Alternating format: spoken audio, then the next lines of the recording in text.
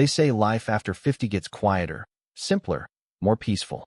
I used to believe that too, back when I thought retirement would be long days in my workshop, tinkering with old pinball machines, drinking lukewarm coffee, and maybe finding time to finally beat my brother's high score from 87. But that idea got thrown out the window one Tuesday afternoon when the power cut out mid-solda. I was bent over a 1988 bonsai rune, an absolute gem of a machine just seconds away from bringing the logic board back to life. The soldering iron was hot, my hand steady, and the room so quiet I could hear the whisper of ozone rising from the wires. I was in the zone. Then everything died. The overhead lights, the radio, the hum of the AC. Even the gentle buzz of the iron. Silence. And not the good kind. The kind that wraps around your ears like a wool blanket in summer, thick, stifling, wrong. At first, I figured a transformer blew. Maybe a squirrel did something heroic and stupid. But then I heard voices, panicked voices, coming from the dialysis center next door. They'd opened just a month ago, state-of-the-art place. Gleaming white walls, fresh landscaping, big corporate sign out front. The kind of building that made my little workshop look like a rusty afterthought. And now it sounded like chaos. A nurse, still in her scrubs, came running across the lawn like she'd seen a ghost. Her name was Tanya. I remembered her from the grand opening. Sweet girl, sharp eyes. She barely stopped to breathe before yelling, "Do you have power?" I told her no, and she nearly buckled. The backup generator failed, she gasped. 36 patients inside, half of them mid-treatment. Our battery backups won't last another 10 minutes. Now, I'm not a doctor. I don't even like hospitals. But I know a medical emergency when I see one. I asked what happened to the generator. She said it kicked on for maybe a minute. Then went quiet right after a woman in a pink visor and clipboard had a screaming match with their manager. That's when a pit formed in my gut. I knew that visor. And that clipboard. Her name was Dolores Whitmore, president of the Cedar Ridge HOA, and she made tyrants look like babysitters. I'd had run-ins with her before: petty fines for weeds growing too fast, a violation notice for parking my work truck at a non-standard angle, whatever that means. But cutting power to a medical facility? That was a new low. I walked over, boots crunching gravel, heart racing. Dave, the dialysis manager, was standing next to their generator, pale and sweating, phone glued to his ear. A utility truck was already there, but the lineman just leaned against it with the tired posture of a man who'd seen too much. "Let me guess," I said to him. "Dolores again?" He just nodded, slow and heavy. Said the generator violated bylaw 8, something about noise and visual disruption. Used her HOA authority to demand a disconnect. My supervisor caved. Didn't want a lawsuit. I stared at him. "She got you to cut power to a dialysis center?" "Had a 3-inch binder," he muttered.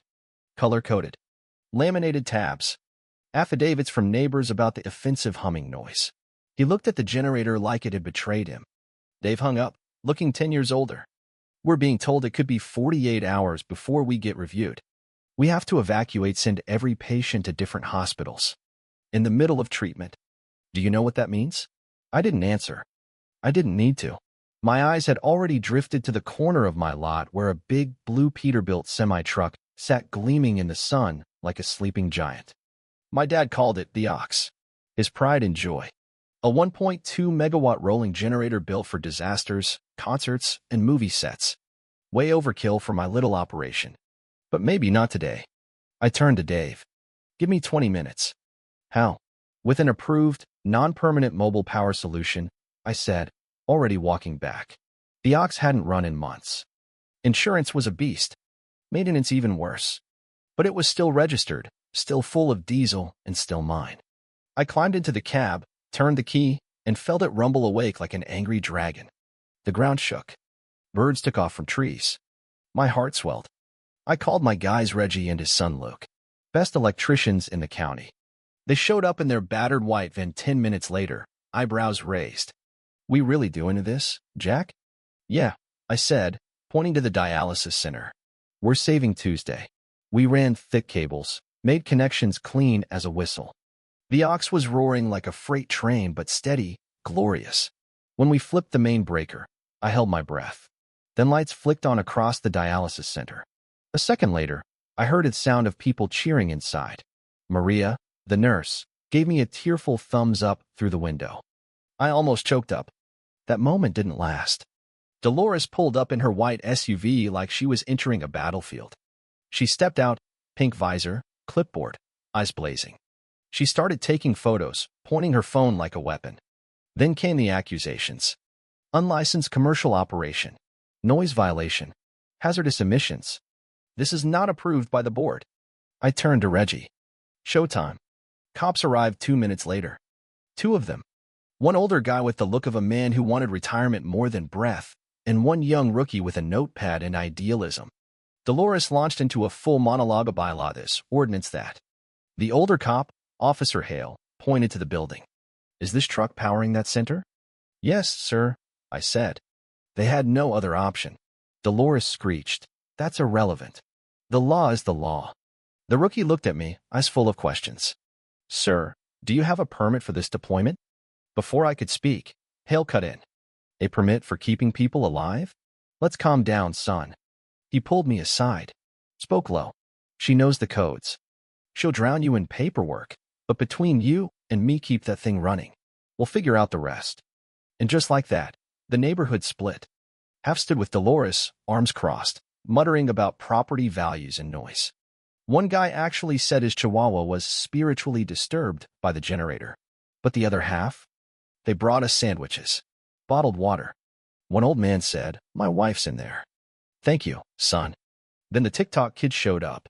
You know the type hootie, fast fingers, 200,000 followers. He filmed everything. Dolores yelling, the truck humming, Maria crying with relief. And then he found it minutes from a board meeting where Dolores passed the auditory serenity bylaw. 2 people voted. One was asleep. That clip went viral in 20 minutes. Next came the news crew. Dolores immediately switched gears suddenly. She was concerned about children, air quality, and moral decay. I gave one statement. They needed power to live. So I gave it to them. My lawyer, Rachel, showed up in a flash. Fierce, brilliant, and meaner than Dolores on her best day. She marched into that emergency HOA meeting like a general, flanked by me, Reggie, Luke, and the dialysis manager. She showed the deed, the development contract, the email from the power company.